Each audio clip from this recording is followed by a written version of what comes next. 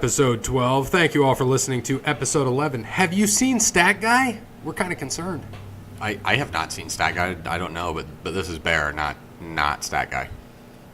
Who else? I haven't seen him either. But, yeah, this is Brandon. I'm kind of concerned. I have not seen Stat Guy in a week and a half. I haven't heard from him. Like, he gave us that quick stat on Wednesday, but other than that, I haven't seen this guy. Whose day was it to watch him? Ex-wife's. Well, I'll blame her. I can blame her for anything. See, this was my other weekend. I do it every other weekend. And with my ex-wife? This was, well, that's, yeah, but not for babies. Never mind. Wait a minute. Are you making... We got to talk after this show. I did get a random text, I believe from him, I think it was. It said Pancakes and Tequila, ? So I don't know if that's what he's out doing right now. He could be.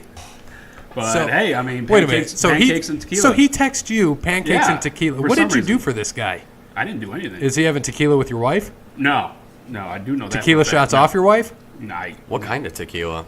I don't know. Probably Jose Cuervo. Oh, Stat Guy would be cheap with his tequila. Yeah, he would. But Pancakes, so is he hanging out with New Day? Watching a little bit of New Day? Probably. I mean, that's probably why. I mean, we are doing the wrestling show this morning, so, I mean, that's probably what he's doing. He's probably out there tequila and pancakes. And we got to hurry up and try to get this done so we can go watch Notre Dame cover this week. Hopefully. Yeah, noon o'clock start here in a couple of hours, so they will not cover. Did you just say noon o'clock? Yes, he did. I did, noon o'clock. Noon o'clock. I'm gonna just they dump will that not pumpkin cover. Spice all over you, stupid idiot. I got it right here. It's delicious. Stupid idiot. So. Oh, yeah, they will not cover. It's going to be 24. What did I say, 28, 21 the other day? I don't know what you said. 28, 21. Who knows? I hope Wake Forest wins by 69. Yeah, of course you would. So I will cry. Thanks to Wes Anderson for Moments in Time. Check him out on Wes Anderson Music on Facebook, and give him a follow on Twitter at Wes_Infinite. And you know what? While you're thinking about it, I'm going to interrupt this. Give us a follow at OTL Sports Pod on Twitter. Come back at us. Don't worry about Stat Guy. We know he's on Twitter. If you want to shout at him, just find out where he is for us. We would like to know. We're kind of concerned, but Brandon apparently told us he's asking about pancakes and tequila. We don't know if that's actually him. Is he alive? That's all it said. Pancakes and tequila. If I had to take a guess, he's either at IHOP or in Mexico then. Oh, I think it was a prepaid phone, so I don't think I can call him back on that. One of those track phones. So in Mexico, is it called soy hop? Maybe. Could be. Mayhop. We don't know. Me llamo IHOP. Me llamo IHOP. We don't know. No, Yo quiero Taco Bell. Yo quiero Taco Bell. You would. Thank you to All Wear Clothing, the official merchandise provider for Over the Line Sports Podcast. If you're interested in doing business with them, mention Over the Line Sports Podcast and the owner, Brandon. As always, not the Brandon here. We'll give you a discount on your clothing needs. Yeah, please don't call me. No, and we haven't given out your number anyway. Thanks to Crandall's Quality Lawn Care. Check them out on Facebook at Crandall's Quality Lawn Care. You can also call him at 419-704-5471. They serve the Toledo and surrounding area. So for our listeners in Ireland, Sweden, Norway, Finland, Russia, all those out there. I mean, we appreciate you listening. What about Yugoslavia? I don't know if they are there. Is Yugoslavia even still a country? Well, yes, they are. Yes. But you know what I was thinking? I'm kind of happy that Czechoslovakia is now 2 countries, Czech Republic and Slovakia, because we get 2 more countries as listeners. So thank you all for that. Again, I mean, that did happen about, I don't know, many years ago. Yeah, I know. It's okay, but a lot of people don't know that. And again, Crandall's Quality Lawn Care serves the Toledo and surrounding area. Mention Over the Line Sports Podcast, and Sean will give you a discount on services. It could be landscaping, could be leaf pickup, could be blowing off your roof, could be any of those things. Could be snow blowing, could be snow shoveling, could be plowing your snow in the winter. We will see what happens. Again, remember, Toledo and surrounding areas. And thank you all again, because we really just want to know where Stat Guy is, so please let us know. And just as a reminder, this is, again, episode 12. This is the All Wrestling Show. Wrestling. Should we put Stat Guy in a milk carton like they did back in the day? Do you think that would help? But now would it be a milk jug? Could be, but... Oh, there's still cartons out there. Yeah, but nobody buys crap. those. Yeah, can we put them on something else, like cottage unless cheese? it's eggnog. I buy eggnog. I buy a lot of cottage cheese. So We should put them on I cottage love cheese. Cottage cheese may be the most underrated side dish of. I mean, you could have it for breakfast, lunch, dinner. Don't matter. Cottage cheese. You know, You can put it on pierogies. Oh my gosh. Pierogies. He actually said pierogies. Did you say that in a Spanish accent? No, pierogies. You know what? Being the You ever have authentic pierogies, not like store bought? Yeah. Yes, absolutely. Okay. Go down to Polish Village. go down to LaGrange. yeah. LaGrange. Yeah, they I don't my have the own. Polish Fest anymore. They have it out at. Yeah, they do. They brought it back. No, but it's not down there. I mean, No, it's off. It's is off it Club King Road. 16, right? People don't Is want it to where they have die. it? Yeah. Yeah, I know. I was there. It was It was Club 16. It's not the same as it was downtown. Hold on. Have you ever dipped barbecue chips in your cottage cheese? Oh, absolutely. Oh yeah. Do you pepper them? What kind? The wavy lays. Those are my Delicious. favorite Yeah. barbecue. You can The check- hickory barbecue, I think they We are. need a food show. We do.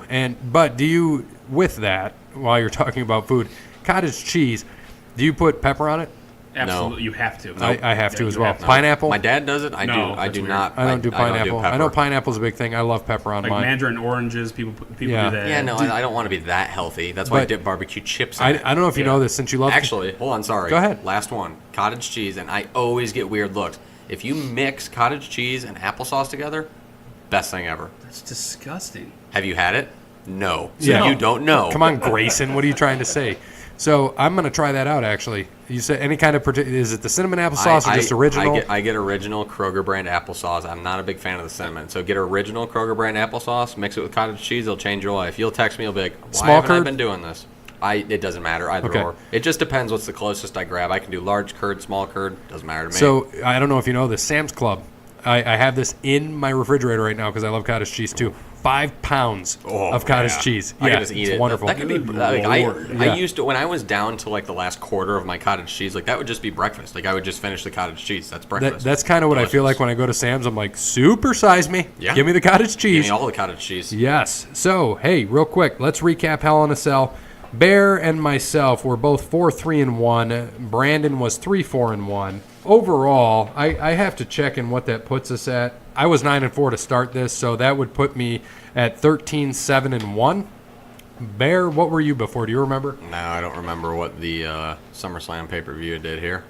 You were at, it looks like 7-8. This really sucks when Stat Guy's not here because then we have to we have to look through this. Excuse me, you were at I 7-6. was about to say 8. There wasn't. Yeah. 15 So matches. you're 11-9-1. So I'm still ahead of you there because we tied. And then Brandon was 3-4-1. And before that, I'm gonna have to check that. Yeah, I mean, if we had Stat Guy here, he could be doing that because that's what he used to get paid to do. Not anymore. Brandon is 8-12-1.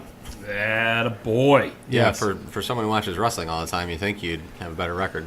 Well, I don't know. So let's recap this real quick. Just run this down. So New Day beat Rusev Day to retain the titles. And if you watched SmackDown on Tuesday, you would see that Aiden English turned on Rusev, and he cost him the United States title match against Nakamura. But it'll be interesting to see how they play that off. I'm looking forward to see what happens there. Yeah, did you see the pancakes that they were throwing out in the crowd? Were they throwing tequila or just pancakes? It was pancakes, but it looked delicious. Well, you're Put some- making me think of Stat Guy, and I don't want to think of him. You see, you put some butter on that. Yeah, but- it's delicious. But I'm just saying, I mean, I had some this morning before I came. Do you so have it's- pumpkin spice syrup? Dude, that's something that they didn't make.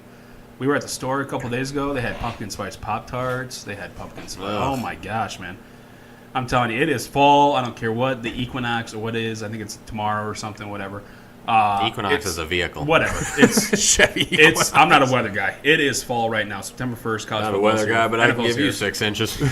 Yes, Um, you would. Yeah, pumpkin spice season is Twice. in full effect. I don't know what these two guys are talking about, but I like fall. I just don't like pumpkin spice. I don't care. Get a life. I don't know what that has to do with anything. Dude, you're a typical white girl. I mean, I think You're we a basic established that. bitch. How? Because I like Because you wear your Pumpkin Uggs in spice. here. You creamer like in my coffee. pumpkin spice everything. You know what? I can't You know, wait I for the go to- winter when you come in here with go- your scarf and your Ugg boots. Listen. I go to Speedway and Do you people tuck them just, in your like- pants? No, I go to Speedway and like people just come up, they get their coffee, they just pour the coffee in, and then they just walk out. It's like, how can you not like put sugar or like a little cream in there? Well, as or Justin something? on the Twitter always told me, I remember at a conference, this is years ago, I said, hey, I'll go get you some coffee. How do you like it? And he turns to me and just says, like a man? And I'm like, okay then. So he just likes it straight up. Man. That's how it is. Yeah, I don't get it. I mean, I drink it straight up if I have to, if there's nothing there. But I mean, you got to put something in it. If there's nothing there, I'm not just drinking black coffee. Like, I'm just not a fan. Like, it's, I don't know, just not for me. No, that's just like everyone say that. No, I don't care what's there. It's going to be some sort of cream or half and half milk, sugar, anything at this point. No, I'm just throwing this comparison out, but that's just like having French fries without like ketchup or something. I mean, sometimes I eat French fries. Oh, speaking of that, did you see that Heinz is coming out with the mayo chup? I did. The fancy sauce? They said that they started it over in India or whatever, like freaking 6 months ago. They're finally bringing it over here. That's odd. Yeah. I mean, it's been a thing since, what, Step Brothers? Back in 08, whenever that movie came out? Yeah, that's odd. Still haven't seen that, by the way. You've never seen Step Brothers? No. Okay. We talked about well, this. just end it right now. Just end it. Gosh. Nope. Just hit the stop button right now. I'm just going to go home. I can't believe that. Dude, you can't go home. I'm disappointed. So all those like GIFs or whatever I'm just going to go home. From Step Brothers, like, do you not understand? Did we just become best friends? Oh my gosh. Yep. Yeah, okay. Well, apparently I need to check that out. So, back to this. Randy Orton beat Jeff Hardy.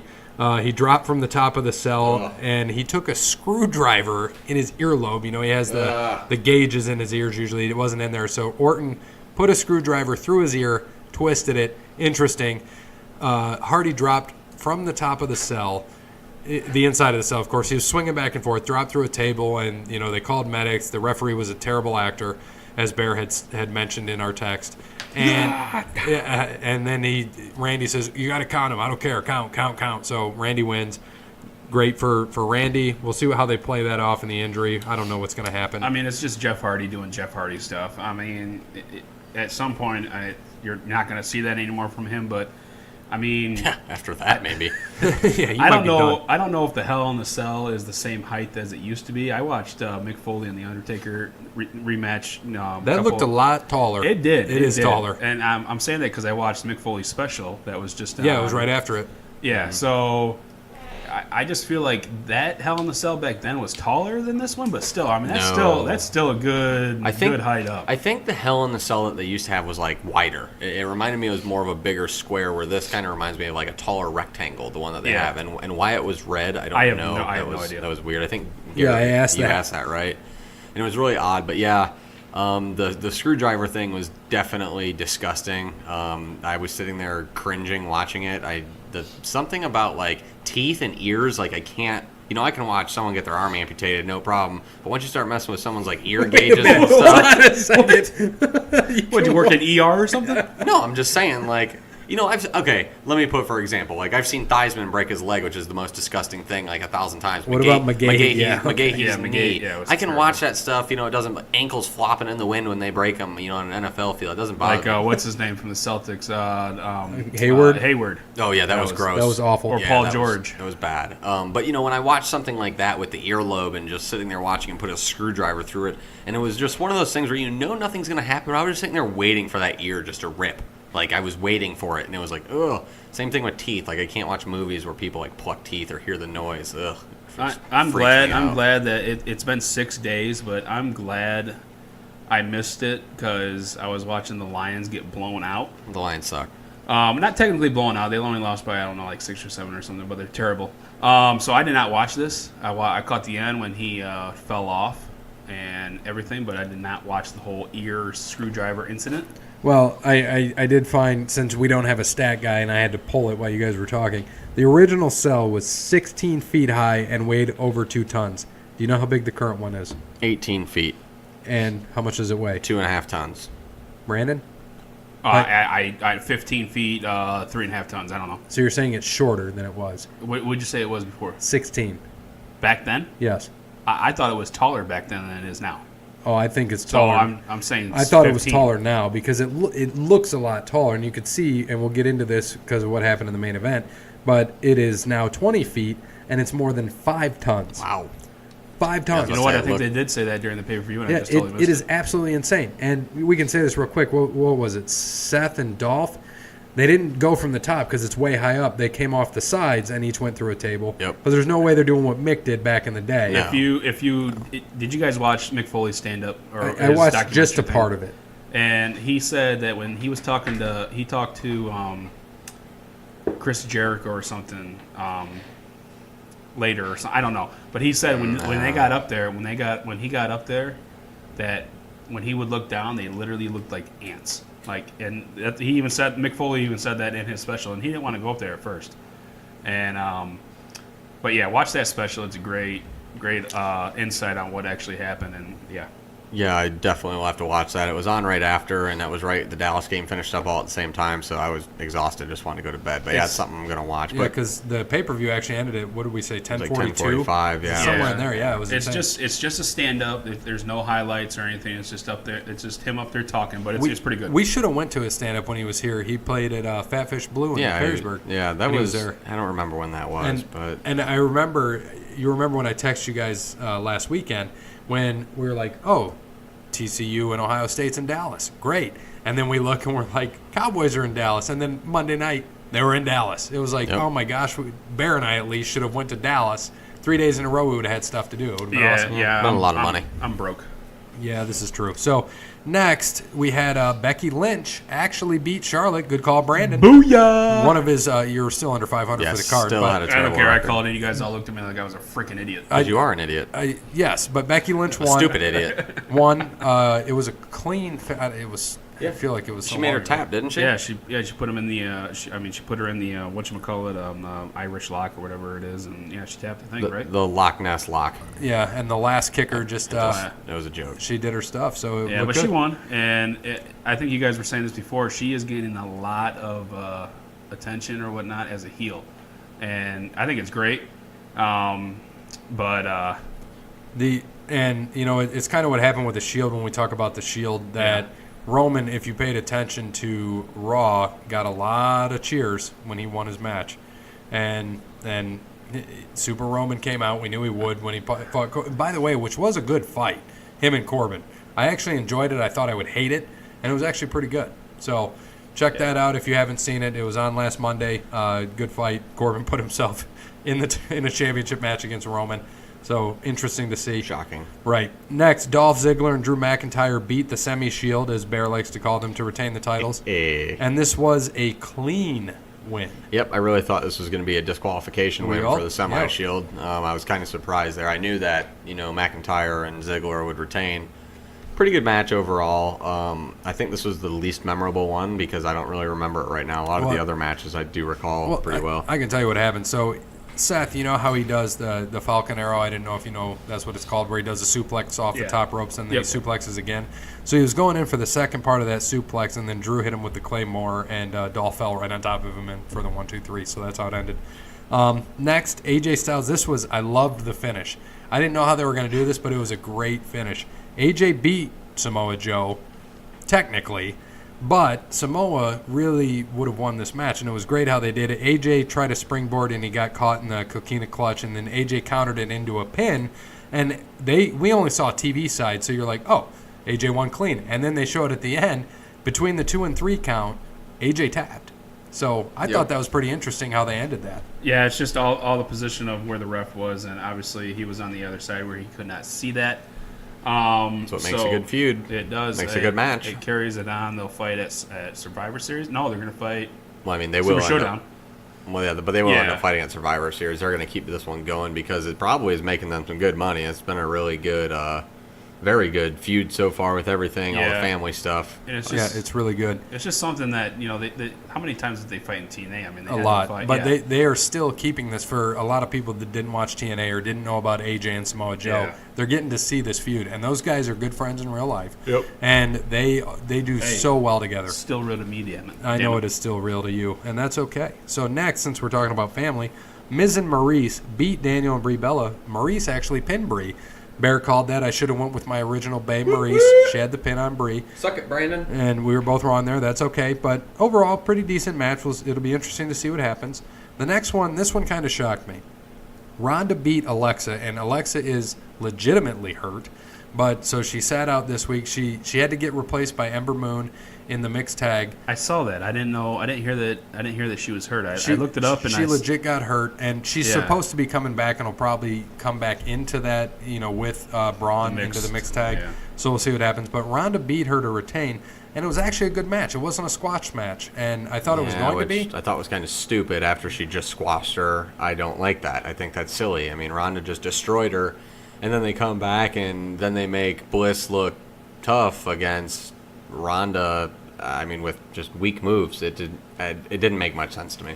I think it was good because I think it keeps it keeps the. It's going to keep that rivalry going. Yeah, it keeps it it's going. Hard to do that after a squash, though. Yeah, but if she would have squashed her back to back, it would have been done. Well, sort of, because you remember Goldberg squashed Brock, and then Brock came back and beat him. So we all knew that was going to happen. Yeah, we did. That was a long. Yeah, and that was the longer match, just like this one was. So I mean. And then, of course, the main event, Roman versus Braun, ended in a no contest. It was funny, we were texting during this time and saying that I asked Bear what our records were, and we were both 4-3. I had Roman, he had Braun, and we were saying that, okay, one of us is going to win. We did not think it would end in a no contest, which it did. At one point, Drew and Dolph came out. They ended up, and then the semi-shield came out. The two of them ended up on top, and maybe more, I don't remember. But Seth and Dolph went through the tables. And did you notice how long that went, like on top of the cell? They were up there for what, 5-10 minutes fighting? Probably 5. So Braun and Roman were just laying in the ring. Yeah, they were just there. And I'm like, they showed those far spots out, so it's kind of like, okay, what's going on?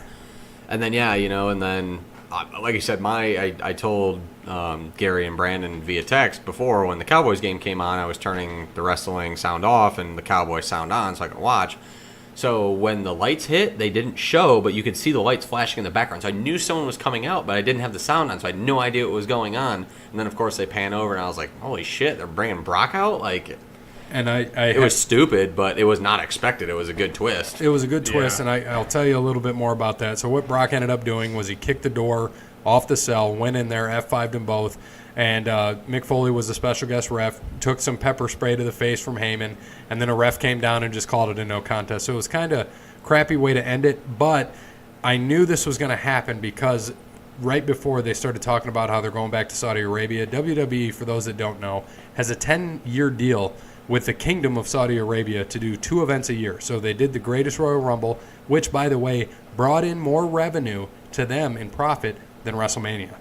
They're going to keep doing this. And this is what they're doing. I don't know if you guys saw this, so I'm going to talk a little bit about what they're calling WWE Crown Jewel, which is on November 2nd, which I'll throw it out to my brother. That's his birthday. He will be 29. So, Derek, happy birthday on November 2nd. I'll be watching Crown Jewel. But they have that 10-year contract. They're going to do a World Cup tournament. Think King of the Ring. We all like King of the Ring. So they're going to play soccer? Yeah, I know. That's what they call it. I thought the same thing. They may have all the matches on the card, or they may just do the final 3. Can you imagine Braun Strowman playing soccer? Yeah. He'd be a great goalie. Yes, he would. So they may do the prelim matches on Raw and SmackDown. We'll see. But I don't know if you guys saw this, what the current plans are. The current plans are to bring HBK back then to team with Triple H against Kane and Undertaker. And I don't know if you guys saw this. Kane is going to be in Undertaker. It was on Raw this past week. Kane is going to be in Undertaker's corner at the Super Showdown, and HBK will be with Triple H, of course. So it'll be interesting to see. And they're talking about doing this because they want to get more draw because they know they can get money. And Brock is going to be there in a triple threat with Roman and Braun. Yep. And did you see how much he might get paid for this one appearance? Who's that? Brock. Oh, no. 7 figures. Jeez, $1 million? 7 figures, yeah. And if HBK's coming out of retirement, he's getting 7 figures too. Yeah, he's got to be. Yeah, so those are the current plans. I'm not going to be surprised if they do it. It's a little bit disappointing that it's on it. No, not that. I don't care about the money. I'm saying that it's on at 5 a.m. Oh, I was saying it's disappointing. I don't want to see HBK come back. I love him, and I love how he went out. And if this is how they bring him back, I like that. A one-off, it's okay. But if this is the one-off, I hope they're all done. If the 4 of them are the original from the Attitude Era.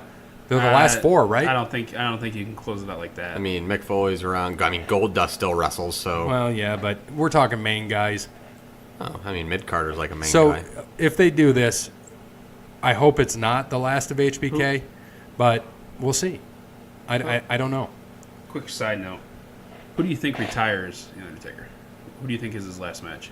Because I don't think it's going to be. I don't think it's going to be this tag team. Michaels, if they do it, 35, Really WrestleMania do? 35. I don't want to see it. Just doesn't make sense. I don't want to see it. I would hope that, like Bear had said before, that it would be HBK and Triple H, and he retires him, and Triple H is done. But I don't see him. I see him like Vince. He's going to keep going. He's going to be there. He's going to take over eventually. He's going to fight. He'll be the authority figure, and somebody's going to come up and be, that face while he's the heel. He's a great heel, and he's a great face. That's what makes him. He needs to be on TV more. That's what makes him a stud. Just like Y2J. Y2J can come back anytime. Look at you just made the list. He just made that up, and look how big that was. He knows how to reinvent himself all the time. Triple H, if I would love to see him take over. Well, he's going to take over, but I mean, I'd love to see him step in like what Vince did in the Attitude Era. Agree. But he's got to be on TV more. He can't be doing this, showing up every 4 months or something coming out. He needs to be on TV every single day. And you got to think too. Triple H right now is 49 years old. Yep. Vince, when he started the Attitude Era stuff, starting to do this, was 53. Yes. When he started into that, actually, he was 52. Who else is 53 right now? But Undertaker, Paul Heyman. Oh yeah, I forgot. I just saw. I saw. I didn't his, say 85. I saw his documentary on WWE Network. Heyman's? Yeah. Pronouns, pal. Yeah, it was a good one. You're so mean to him. Are you still salty about that Wednesday recording? I just did that to you too. You guys say he. I mean, pronouns, pal. Pronouns, Damn it. pal. Damn it. Yeah, he. Okay, I'm gonna you out of your chair over there. He. Hee-haw. Why don't you give him those hands while you're at it? So this is what I find interesting, though. They're going to have 3 special pay-per-views within a month. Yeah, so that's why I'm October confused. 6th, you have the Showdown. Now you have November 2nd, the Crown Jewel. Evolution is taking a back seat, especially with the Crown Jewel. If they're going to bring HBK back, the all-women's pay-per-view is taking a back seat on, I think it's the 28th of October, I believe. Yes. It's within the same week, that it's going to happen. That's kind of insane to me. Yeah, they can't be doing that because then they're going to turn into like the UFC and have way too many pay-per-views in a short time span. Once a month. If you got to do 2 in a month for like these special ones in Saudi Arabia, and then you got to have your other like Hell in a Cell, for example, pay-per-view. That's fine. Make them 2 weeks apart from each other. But yeah, when you start doing one after another, don't like it. But see, they tried that when they did the brand split here about last year. They were going every 2 weeks there was a pay-per-view, and then all of a sudden they stepped away from that. So right, and they've done that a couple times now. And lastly, on this Crown Jewel, I have a quote from Dave Meltzer. So we know how some people feel, and we know how we feel about him. But with this is what he said, to quote, with the kind of revenue at stake, meaning these shows generate more actual dollars for the company than even its WrestleMania shows, they load up on outside talent and give them large paydays. Yeah, and I agree with him on that. That's why Brock's back. Yeah, that's why Shawn's here and Taker. And that's because, yeah, exactly that. They're going to fill, probably 60, 70,000. I don't know where they're at, inside, outside, what the arena is. I mean, but Saudi Arabia, you got to think, 1, has, a lot of WWE fans, but 2, is one of the richer nations with all the oil they have there. A lot of people that have a lot of money. And the kingdom's paying for it. They have the deal with the kingdom, so it's easy money for them. And it's smart, and that just shows you how great of a businessman Vince still is. And it's he's insane. worth several $1 billion now. And 2.6. And we should have bought that stock, like we said we should have, and we didn't. Because we didn't know about it, or we knew about it, but we didn't know how to feel about the network. And what is also genius here is these are exclusive to the network. Exclusive to the network. So you're getting more people on that network. And the network, I can't remember how many subscribers there are now, a couple million probably. Think about it, $10 a month at $2 million, $20 million, just in revenue off that alone. Exactly, and that's not even ads. That's just subscriptions. Exactly, and that doesn't count that, and that doesn't count their new TV deals they got, where Fox, they tripled their money. Did you just see? I think it was sometime earlier this week. I want to say maybe Monday or Tuesday, where Triple H and Stephanie were there with Fox, and they did like an unveiling with Cletus. I think the football, the Fox football guy forever, the robot. And they unveiled their WWE for, I think, 2020 or in 2019? 19, so next year. October of 2019, yeah. Yeah, I knew it was later in 2019. It's later in the year. But yeah, they had their big reveal and all that, and they had Cletus in WWE gear and all that, and I thought that was pretty cool. I saw that on Twitter, I think, somewhere. And the best part is NBC paid more money to have one show instead of 2, which is unbelievable. So Vince just shows you, and I don't think it's just Vince anymore. You got to give a lot of this to Triple H and Stephanie. Yeah. They are huge. Triple H especially pulling these indie guys, making WWE bigger, which will lead into one of the questions we got at the end of the show, which I will get into then. And because we added another segment besides the Jason debate and Justin on the Twitter, because Justin on the Twitter this week gave us 2. So we thank him for what he gave us Wednesday, and we thank him for what he's given us today on Saturday. So we appreciate it. But I want to quickly run down the Super Showdown, which is in Australia, the card for that currently on October 6th. So what we currently have is, like we said, Triple H is fighting The Undertaker in a singles match. Triple H had Shawn Michaels in his corner. Undertaker has Kane in his corner. Another thing they have there is Bobby Lashley and Cena are teaming up against Elias and Kevin Owens. Should be interesting. This one you guys may enjoy. I talked about this months ago, if you guys remember. Daniel Bryan is fighting The Miz. Singles match to determine the number 1 contender for the WWE Championship. Here's what's going to happen. Is that official? It is official. And here's what I think is going to happen. If Bryan wins this match, Samoa Joe wins. If Miz wins this match, AJ Styles wins later on, because they are fighting on the card as well. Because you want the face and the heel. I could also see Miz, going up against Samoa. It's not going to be the draw. I'm still sticking with it's going to be Miz and AJ Styles, and we'll see what happens. Or it could be Bryan and Samoa Joe. I mean, I'd like either one of those. I'm okay with either one.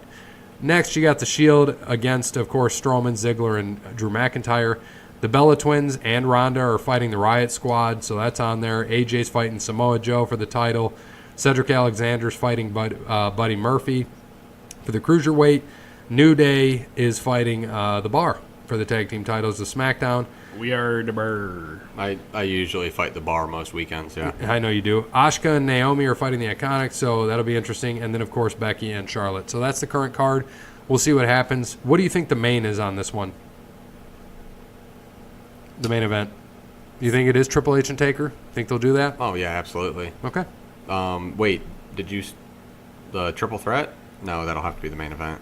You mean the 3-on-3?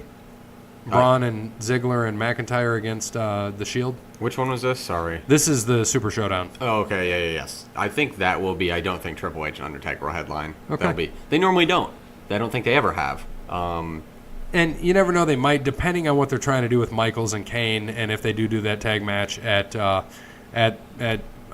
Crown Jewel, we'll see what happens. So let's go into Justin on the Twitter. He sent us a picture on Twitter of Taker with 2 stacked whiskeys in one hand at Ric Flair's wedding. So his question is, what other wrestlers were known for their drinking habits? By the way, congratulations to Ric Flair. I think this is his 5th wedding. So he was a 4-time loser, hopefully not 5. They say the 5th time you marry for money. Oh, wait. No, that was the 2nd time. I'm going to quickly say Flair is one of those guys known for his drinking habits. Yeah. That was going to be mine, so just, yeah. I mean, Stone Cold. I mean, obviously. I mean, he brought it into the, I don't know why, but I mean, what does he do? I mean, does he have his own beer or anything? Come on, does. He does. You're a Stone Cold Mark. Let's go. The Broken Skull, the IPA. Beer, IPA that he started, which I still have not seen. Does he have Steve Weisers? He should. The guy rocked Miller Lite for a while, which was awesome. And Natty Light. If you go back and watch some of those, it's always fun when I go back and watch a Raw every now and then. You see the people throwing him, seeing what he has, because sometimes there's Coors, sometimes there's Natty, sometimes there's Miller. Sometimes there's Budweisers. There is all of that. If you watch his documentary, he'll talk about when he came back to be the general manager, and they'd show a couple times. That was like a 5-minute segment. I mean, he would literally be drunk. He would say I'm literally drunk, and he's out there.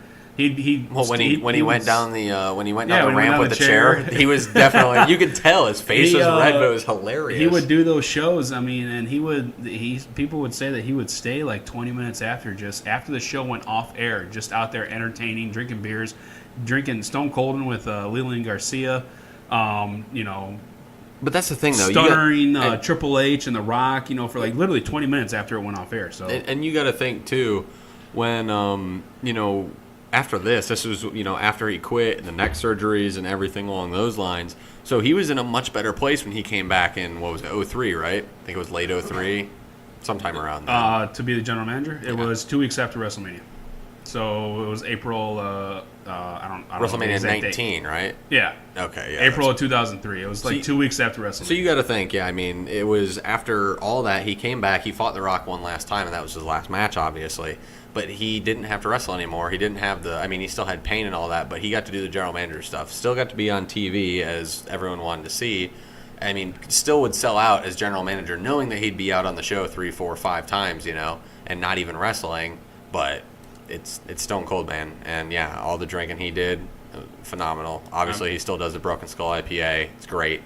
Yeah, like I said, I hope locally that'll come locally so I could try it. I never really bought beer online, so I don't know how that works. You can just buy it and they'll ship it. Yeah, I guess, but yeah, I can't really think of any. I mean, there's so many people that we can talk about. A lot of wrestlers, I think we know. I mean, Jake the Snake was just a drunk. I mean, you got these guys. But Scott Hall. I mean, good Lord, Scott Hall. I mean, his time in NWO towards the end and what his unbelievable. I can't even think of an adjective to use for his time in WWE in 2002. Yeah, was just awful. But that was when he was trying to quit, though, too. Yeah, he was. But I mean, I'm so glad, and this will lead into what we're talking about later. But I'm so glad that he's doing great now, especially with what he did with DDP. But yeah, Scott Hall. I watched his documentary too. Who else we could talk about? Yeah, there's tons. I mean, Road Dogg. I think he had Road Dogg had alcohol problems. He is more. I think he had a lot of drug problems too. Yeah, but yeah. So I mean, a lot of those guys do. It's a professional wrestling business. They're hooked on painkillers, and then it's alcohol to relieve the pain of the ring, and you're never home, so you're always on the road. Like obviously you just go to Flair. It's simple as that. Marriott's everywhere. I mean. He said Ric Flair is one of his most popular lines, or I've spilt more liquor around this country than you make, stuff like that. Yeah, I've spent more on spilled liquor than you. Yeah, and with just like you. Yeah, not as much as Ric Flair, but I'd probably catch him one day. And I try not to spill my liquor. I definitely try to drink it all. I mean, that'd be silly to spill that. You're wasting alcohol. It's alcohol abuse. Everybody knows that.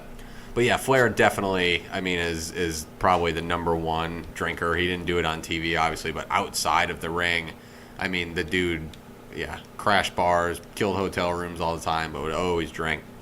And the funny thing is you get these stories from the podcast, like Bruce, Bischoff, all these, when they went out and drank with him, he would get to a point to where he was, like, feeling good, not just hammered. I mean, don't get me wrong, there were times where he was. You get all those stories, but he'd get to a point where he's buying everybody in the bar shots, everyone in shots. You know what he was doing? He was throwing it behind him. He wasn't doing it. He was pretending to do it, but he'd get everybody else drunk around him because he's already feeling good. It's right. He can be sober. He's going to have a good time. Yeah. But he would stop doing shots after a while and just throw them in a bush or throw them back. Yeah. You don't have any idea. We can talk about the plane ride from hell. I think it was in 2002. Yeah. I think it was. I think everybody on that freaking plane was, except for Jim Ross, was absolutely obliterated. So we can talk about a lot of guys. So, do you have any others? Flair, Austin. I'm going to say Kurt Angle because he drank milk. It didn't specify what they drank, their drinking habits. He had a milk habit, so I'm going to go with him as well. The princess is now a Dairy Queen. Yeah. So, I want to go into a few things here. So we're adding a segment. And we're going to call it the Perfect Discussion because Mr. Perfect in our NFL Pigskin Pick'em, Jeremy. So the Perfect Discussion featuring Jeremy, who's going to give us some questions each week. We kind of hit on this a little bit, but will any other promotion be able to compete with WWE ever again, or will their dominance always continue?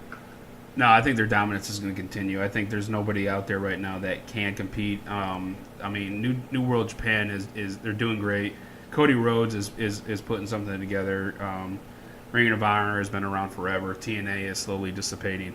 I don't think anybody will ever match WWE with what they got going on. I mean, they're so global with the network and everything. And, I mean, I don't think anybody's going to touch them. And I know Impact earlier this week had meetings with WWE, so over time, I'm not going to be surprised if WWE does buy Impact over time. We'll see. Anthem Media, I believe, has that. I don't think anybody competes like we kind of hit on a little bit last week. Nobody's going to ever really compete with them. They're just too big now, especially with the contracts, everything they have. I do like to see these indie promotions come together because it's nice to just kind of have something different, and it's almost another breeding ground. I think of them as the NFL. We know we're going to have the Alliance of American Football coming.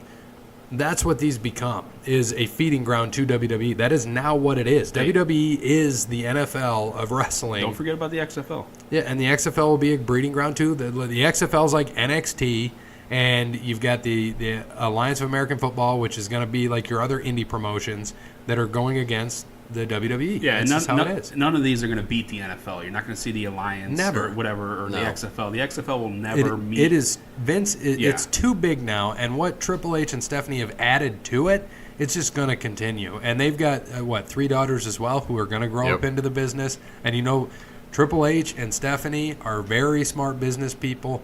They are going to continue to dominate. And don't forget about Shane. He's got 3 boys who are probably going to grow up in this business as well. It'll be interesting to see all of them clash in the future. I'm looking forward to that when we're in our 50s to see what happens there. And I'll say something real quick. I don't think anybody's going to match what WWE is doing right now. We could all change 20 years from now. You could see something come up. And, Cody Rhodes, like I said before, he's doing something great. But nothing's ever going to – I don't think anything ever is going to beat WWE. Well, if we're still a podcast in 20 years, think back 20 years ago to 1998. Do you think – would you have thought that WWE would be where it is now and WCW would be gone, everything would be that way in 98 at this time? No, I think I said this a couple weeks ago, that WWE thrived off of – their competition that they had with WCW. Right. If that competition didn't happen, I don't think WWE would really be where they're at right now. And like Vince has said, he's not a wrestling company. He's not big on saying wrestling. He is an entertainment company, and that's what he competes with. And I'm not going to be surprised over time. He has the network now. You have your Disneys of the world. You have your Netflix and all of this. If Vince or Stephanie or Paul, Triple H, try to get into other types of businesses as well. You can see what they're doing. They have all their own shows on the network, which there are some pretty good ones. My son enjoys. They haven't recorded in 3 years, but Slam City, he watches it on repeat. He loves the little Slam City things they do. There's Camp WWE's on there. You have Edge and Christian have a show on there. You've got Bruce and Conrad. They're on there. Hilarious. Bruce and Conrad are on now. Yeah, I mean, and there's so much, and you're right. They can go out and go everywhere. With Twitter and Facebook and everything they do. They're very interactive on Twitter all the time. So, yeah, I don't ever foresee any other company coming in and giving them a run for their money. But you know how fun it would be if they did? If something did come up, if New Japan was more mainstream and did that? Because, I mean, you saw what happened at the All In. I mean, Kenny Omega fought and Jericho came back out again and attacked him. Like, they have a great storyline going on right now, and it's New Japan, and I'm not, it's something that not a lot of people are seeing because it's not shown over here in the States. You got to watch it on the internet. So it's certainly potential that something will, I mean, you can't say no, it's going to be there forever, with Triple H and Shane and Stephanie, and they're going to take over the company and then their kids and blah, blah, blah. It'll always be there. It'll be that way. In another 20 years from now, I mean, who the hell knows what's going to happen? It's hard to figure out, but obviously, it would be cool if they got someone else in there that wasn't, Impact Wrestling. That's not exciting anymore. Anything like that. But, you gotta go back out and find the talent and find everyone to do this. So get a whole, I mean, that would be like if, the same thing, if this American Allegiance of football or whatever had, even though what WCW did was just pull all the old-time wrestlers who everyone knew. But could you imagine, like, Kurt Warner, Bret Favre, all these older guys who are retired playing football again? I mean, you don't really want to watch it. But it's one of those things that back then with wrestling, it's a little bit different. And everyone wanted to see that. And Bischoff was a genius and put together a lot of good storylines. And then kind of faded away, obviously, as it got out there with other people. And that's a whole discussion for another day. But I think eventually at some point, if another company did at least, give them a little bit of run for their money, I think that'd be good for everybody. It would be good for wrestling fans. It would be good for the WWE. And it would be good for that company to get exposure of whatever it may be down the line. So, just my opinion. And it's a good one. Again, this well, thank you. Appreciate it. Great discussion. Jeremy, thanks for the topic to discuss. We look forward to each week you adding to this, our wrestling show, the perfect discussion. So, to me, this was a pretty perfect discussion to start it off. Keep it up on those NFL picks. We're hoping to catch you. I know we're 2 games out. Tomorrow we're coming back at you. We caught you a little bit this week, so we're gonna see what happens at Thursday Night Football. So, hey, next thing is the Jason debate, and he had a great question this week. And Brandon, I don't know if you got to see part of this and what he had said, but he wanted a discussion about, he left this open, about Diamond Dallas Page and our favorite match with him.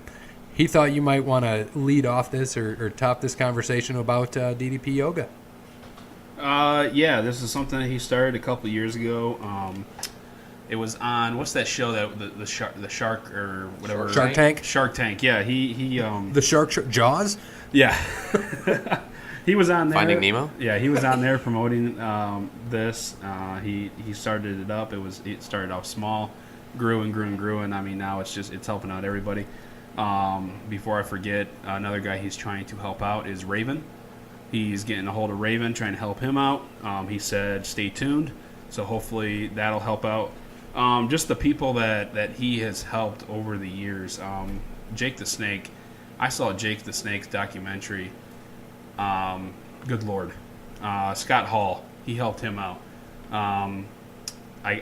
Me and my wife, we bought the DVD about a year ago. We've been, I never did yoga before. I thought it was kind of weird, but we walked through it. We've been doing it lately. We've been doing it for a while, and it helps.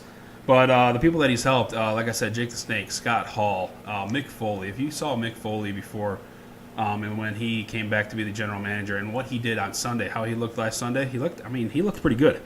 And like I said, he's going to help out Raven. He looked good for Mick Foley. Yeah, he looked good for Mick Foley. But he's going to help out Raven. He wanted to help out Vader. He tried really hard to help out Vader before Vader unfortunately passed away.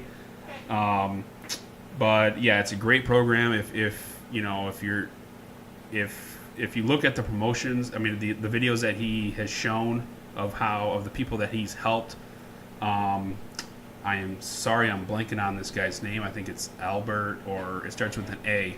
If you watch his video, this guy was like a Vietnam vet. Couldn't walk. He was couldn't walk because of his time in Vietnam when he was parachuting out of planes, I think, or the Cold War. One of those. I'm sorry, I'm blanking on it. But if you watch the video, he lost a bunch of weight. Arthur. I'm sorry, not Albert. Arthur. If you watch the video, you can see what this guy did. He transformed him like amazingly. He's on the DVD that we use right now. But yes, he's helping people. If you need help with that kind of stuff, I'm telling you, buy the DVD. I think it was like $60 when we got it. It's definitely worth the money. If these two know how I spend my money, I don't really spend it a lot, so it's definitely worth the money. If you need the help, get it. As far as my favorite match with him, it's got to be when he won the title for the first time in that triple. And I know Jason said this in his the email that he sent, but that four-way match between, I think it was Ric Flair, Sting, and Goldberg? Hogan. I'm sorry, Hogan. I think it was April 11th of 1999. Spring Stampede. Yep. He was 35 when he got into the business. 35. He's 63 right now. He just came out all in, do the diamond cutter on, I forget his name, but he's 63 right now. He didn't get into the business until he was 35, like I said. Didn't wrestle until he was like 42. He started off as a manager. Where at? What did he drive? Do you remember that? Pink Cadillac. Yeah. Pink Cadillac for Honky Tonk Man. There we go. So, my favorite match with him has got to be the first time he won the title. I mean, the crowd, blew up after that. He was not the guy that everybody thought was going to win. You're facing those four. Those other three guys. Nobody thought he was going to win. When he did win, crowd blew up. I think another one of my favorite moments is when NWO wanted him, and he accepted it at first. Took the crowd. Yep, there you go. Got the crowd going, and then he took care of Scott Hall, I think it was, and gave him the diamond cutter. So my favorite match with him is definitely when he first won the title. Another good moment was when he turned when he went to NWO, and then he turned on him about a minute later. So that was about I was just about to say that's definitely my favorite moment because they're shaking exactly. hands, they're being buddy, and then out of nowhere, Kevin Nash turns his back to the crowd. Kevin Nash turns his back. Hall gets the diamond cutter, and he's gone. That's great. Probably my favorite DDP match was when he was in a feud with Macho Man, and he dressed up as La Parka. I think that has to be one of my favorites. Vaguely, I remember that, but yeah, because he was in I think Elizabeth and Kimberly, which was his wife at the time, were in sort of a thing too, so they were going back and forth. And Macho Man, beat up Kimberly a little bit, blah blah blah. They're in a good feud. And Macho Man had a match just on a Nitro with La Parka, and he was beating him up. Then out of nowhere, boom, hit the diamond cutter, and he pulls off his mask, pins him for the 1, 2, 3. Everyone freaks out. He runs away. It was good because then the NWO, of course, they were coming to get him, and they didn't. Obviously, they would have got him because this was after the fact that he rejected him, and this is when DDP would run through the crowd and everything. So I always love that. Yeah, certainly love what he's doing with the DDP yoga. You touched on it very well. It's very good for everybody who gets involved in that, and it's good what he's doing for old wrestlers as well. He's pretty much saving people's lives. Because if he didn't help out Scott Hall, if he didn't help out Jake the Snake, they'd both be dead right now, guaranteed. Yeah. So he's not only just with his yoga, but just in general. Obviously, he's a great guy. So it's good that he can do something like that. And I didn't like what they did with him in WWE, more or less. With the whole Stalk and Undertaker thing, it was a little bit weird. It was an odd angle when he came in, but I think that he could have been used maybe a little bit better. But obviously, maybe if he would have been a little bit more successful and would have never done the DDP yoga, and then all this wouldn't have happened. So maybe it all went well for what he needed. Yeah. So for me, I do like the Fatal 4-Way when he won the title. That's up there along with, and there's a few reasons behind this. So 1998 Halloween Havoc, he fought in the main event against Goldberg, undefeated Goldberg at the time, which was probably the best match that in Halloween Havoc history. But people don't know this or remember this, that was the same. It was like a co-main, same time that it was awful. Hogan versus Warrior 2. Ugh.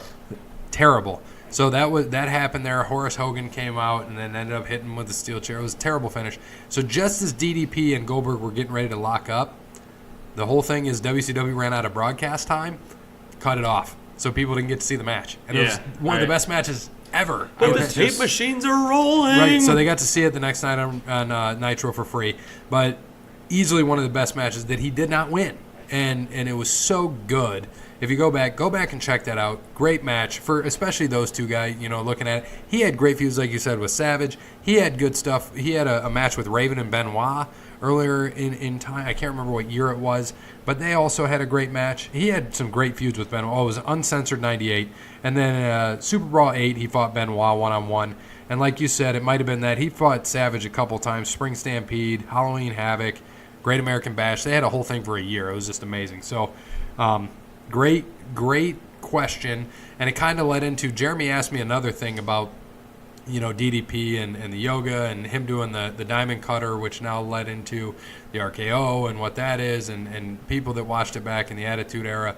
And when WCW was around, he would do the diamond cutter, which is like the RKO now.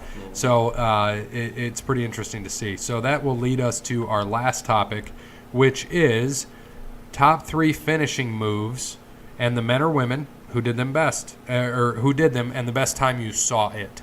So, Brandon, do you have a number 3? Yeah, I was kind of going back and forth because when the DDP got brought up, I did like the diamond cutter. And the best time anytime he used it, I guess the best time would definitely have to be when he turned down NWO, like we were just talking about. But I guess before that, the honorable mention, I would have to be, the Frog Splash with Eddie Guerrero and RVD. I like that. Yeah.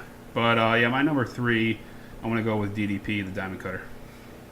And best time you said NWO. Bang! Yeah. Go ahead. Oh, you didn't bang it? Oh. Bang! There we go. Bang! Is that how you end DDP yoga, by the way? Absolutely. You just give a diamond cutter awesome. with a bang? It's awesome because one of the... What do you bang it's after DDP yoga? One of the... at the end, you're sitting there, and he's like, take the deepest The caramel breath. popcorn jar. Take the deepest breath you took all day, and he's like, then you do it, and then he goes bang, and I always hit the carpet bang, loud on the carpet. So yeah, I want to see that. It's pretty I might just come over to watch you do DDP Number 3 yoga. for you? Number 3 for me is probably the Sweet Chin Music, I would have to say. Absolutely love the Sweet Chin Music. Shawn Michaels hit that out of nowhere so many times, so I'm not going to lie, I can't pick a favorite time that he's done that. I can think of 20 times. I love it. So just give me Shawn Michaels, because anytime he hits that Sweet Chin Music is amazing. Number 3 for me is the Stunner, Stone Cold on Scott Hall. It's probably one of my favorites when Scott Hall goes He flying. bounces 100 feet in the air. Probably one of my favorites. Brandon, number 2. Sweet Chin Music. Just like Bear, I can't name a time. A lot of them against Ric Flair, against Triple H, just out of nowhere. I mean, boom, right on the It front might of the be face. what you said, the one he hit against Cena where he just fell on him right afterwards on that Yeah, Raw. yeah, that was a good one. the longest one. Yeah, it was like a 60-minute match on Raw. And then he just hits him and he falls right on him to win. It was awesome. Bear? My second favorite would be not the Attitude Adjustment, the FU from John Cena. That is great. I wanted to put the F5 up there, but I just couldn't do it. That's probably would be my honorable mention. But the FU, not the Attitude Adjustment. All right. Sorry. Best time he's ever hit it? Big Show the first time, WrestleMania 20. yeah. When he hit him with the brass knucks and did it. It was awesome.